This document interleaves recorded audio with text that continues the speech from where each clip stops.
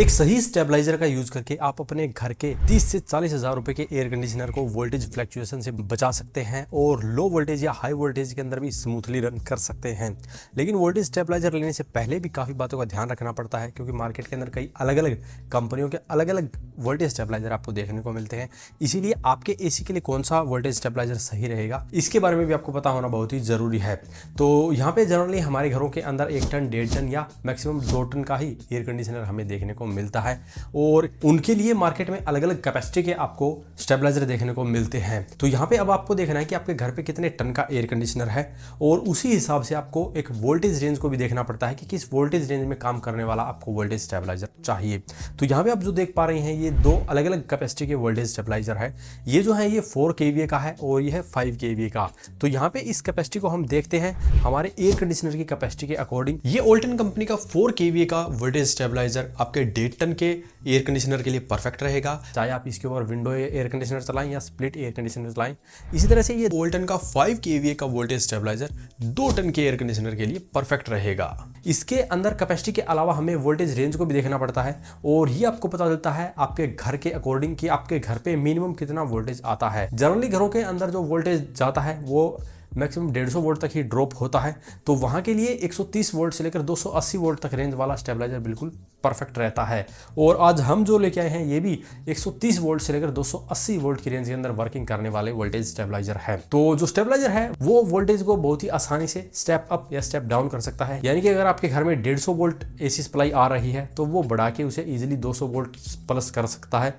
इस तरह से अगर जो वोल्टेज है वो 250 वोल्ट के करीब जा चुकी है तो वो उसे फिर से घटा के लगभग 200 वोल्ट के करीब या 220 वोल्ट के करीब ले जा सकता है। और इसी को भी हमने भी रिसेंट वीडियो में टेस्ट किया था, जहाँ पे हमने ओल्टन कंपनी के अदर एक स्टेबलाइजर को टेस्ट किया था। तो वहाँ पे आपको दिखाया था कि कैसे वो लगभग 170 से 80 वोल्ट को बढ़ा के 200 वोल्ट तक लेके जा रहा है। तो यहाँ पे आज हम इनका जो टेस्ट करने वाले हैं वो लोड टेस्ट करने वाले हैं, क्योंकि जैसा कि आप देख सकते हैं ये 4 kVA का है, ये 5 kVA का है और इसके ऊपर 1.5 टन का एसी चला सकते हैं, इस पे 2 टन का एसी चला सकते हैं। तो सबसे पहले दोनों स्टेबलाइजर को हम बॉक्स से बाहर निकालते हैं और बात करते हैं इनके फीचर्स की। तो स्टेबलाइजर को बॉक्स से बाहर हमने निकाल लिया है। दोनों स्टेबलाइजर के साथ में आपको एक ऐसा वारंटी कार्ड मिलता है और 5 kVA वाले के साथ में आपको एक ऐसी गाइड मिलती है जिससे कि आप दीवार पे लगा सकते हैं। यानी कि पहले आपको इसको दीवार पे लगाना है और जो ये होल की जगह दी गई है वहीं पे आपको होल करके और इसको आप लगा सकते हैं। इसके साथ में आपको ये पेच और गिट्टी भी दी जाती है। बट जो 4 kVA वाला है इसके साथ में ये ऐसी ब्रैकेट दी गई है, पहले आपको इस ब्रैकेट को दीवार पे लगाना है, देन आप इसको इसके ऊपर हैंग कर सकते हैं। और इसके साथ में भी आपको ये वारंटी कार्ड मिलता है।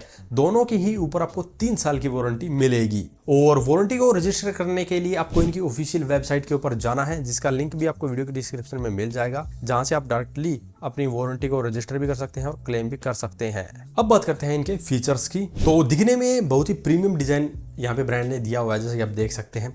एसी के साथ में लगाने पे भी काफ़ी ये सुंदर दिखने वाला है। इसी के साथ में यहाँ पे मल्टी फंक्शनल डिजिटल डिस्प्ले दी गई है। दोनों के अंदर आप देख सकते हैं दोनों स्टेबलाइजर की जो बिल्ड क्वालिटी है वह एग्जैक्टली सेम है। दोनों के अंदर super efficient German toroidal coil का यूज किया गया है, जो कि और भी इसे इफिशिएंट बनाते हैं। साथ में ही माइक्रो कंट्रोलर का भी इसके अंदर यूज किया गया है, जो कि इसकी वर्किंग को और भी इनहेंस करता है। साथ में ही वाइड वोल्टेज रेंज को ये सपोर्ट करते हैं, जैसा कि 130 वोल्ट से लेकर 280 वोल्ट के अंदर ये वर्क करते हैं। अगर आपको इससे भी ज्यादा वाइड वोल्टेज के अंदर काम करने वाला स्टेबलाइजर चाहिए तो ओल्टन के पास में वो भी आपको जाता है। इसके अलावा भी आपको इनके पास में मेन लाइन वोल्टेज स्टेबलाइजर मिलते हैं, कॉपर के अंदर भी स्टेबलाइजर मिलते हैं, ईवी स्टेबलाइजर भी इनके पास में मिलते हैं। तो इनके पास में काफी अच्छी रेंज के अंदर स्टेबलाइजर दिए गए हैं। आप अपनी जरूरत के अनुसार इनसे किसी भी तरह का स्टेबलाइजर ले सकते हैं। यहाँ पे जो 4 kVA वाला है ये ब्रांड रिकमेंड करती है 1.5 टन के एसी के लिए, तो इसको 1.5 किलोवाट तक का लोड पिकअप करना चाहिए। ये ब्रांड सजेस्ट करती है 2 टन के एसी के लिए, तो इसको 2 किलोवाट के अराउंड लोड पिकअप करना चाहिए। तो यहाँ पे इनमें से हम 5 kVA वाले को ही टेस्ट करते हैं। इसके ऊपर लोड डाल के देखेंगे कि 2 किलोवाट के अराउंड लोड चला सकता है या नहीं।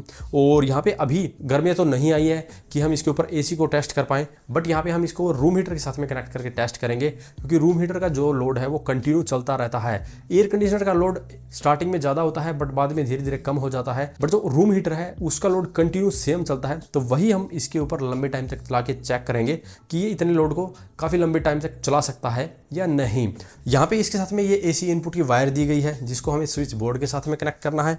यहाँ पे टर्मिनल लगाने के लिए टर्मिनल ब्लॉक दिया गया है। इसके साथ में हम एक एक्सटेंशन बोर्ड को कनेक्ट करेंगे और उसी के ऊपर हमारा रूम हीटर भी कनेक्ट होगा। तो चलिए सबसे पहले कर लेते हैं कनेक्शन, देन हम इसका लोड टेस्ट करके आपको दिखाते हैं। तो ये हमारा रूम हीटर है जिसको हम टेस्ट करने वाले हैं हमारे 5 kVA के स्टेबलाइजर पर। तो यहाँ पे सबसे पहले मैं आपको दिखा देता हूँ कि इन्वर्टर पे कितना लोड हमारा फिलहाल घर का चल रहा है, और उसके बाद में हम रूम हीटर को कनेक्ट करके दिखाएंगे कि रूम हीटर कितनी पावर लेता है, और उसके बाद में हम यहाँ पे स्टेबलाइजर के साथ में रूम हीटर को कनेक्ट करके चलाएंगे और देखेंगे कि जितना लोड इन्वर्टर पे दिखा रहा था यानी कि 2 किलोवाट के करीब ये लोड चला सकता है या नहीं। तो यहाँ पे आप देख सकते हैं हमारा लोड सिर्फ 260 वोल्ट के करीब चल रहा है, और अभी हम इसके ऊपर रूम हीटर चला के टेस्ट कर रहे हैं कि रूम हीटर कितना लोड लेता है, जिससे कि हमें पता चल जाएगा कि हमारे स्टेबलाइजर पे एक्चुअल कितना लोड चला है।